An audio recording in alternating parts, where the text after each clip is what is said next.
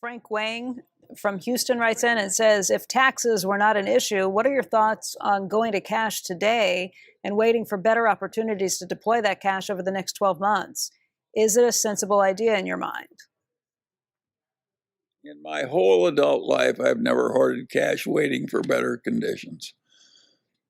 I've just invested in the best thing I could find. And I don't think I'm going to change now. And the Daily Journal's used up its cash. Now, Berkshire has excess cash, quite a bit of excess cash.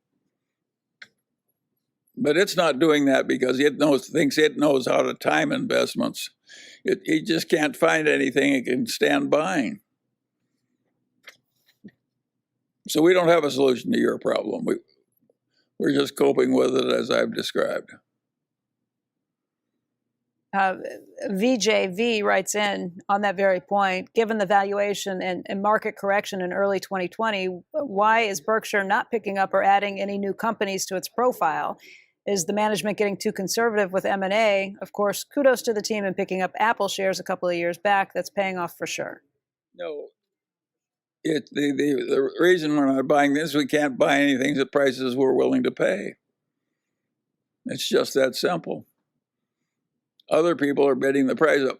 And a lot of the buying is not by people who really plan to own them. A lot of it is fee-driven buying.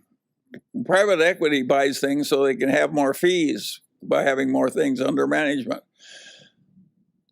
Of course, it's a lot easier to buy something you use somebody else's money. We're using our own money, or at least that's the way we think of it.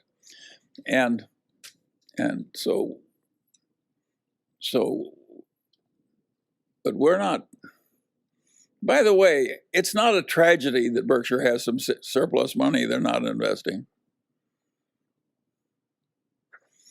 And you can argue that the little old Daily Journal, what a good thing it was we had 30 million extra coming in from a foreclosure boom, and that we invested it shrewdly. It gives us a lot of flexibility. And by the way, that piled up money helps us in wooing these governmental bodies we're selling the software to. We look more responsible with the extra wealth. And we are more responsible with the extra wealth. But if the shareholders who are worried about the future because it looks complicated and difficult and they're hazard, I want to say to them what my old torts professor said to me, Charlie. He'd say, Charlie, tell me what your problem is and I'll try and make it more difficult for you. And he did me a favor by treating me that way.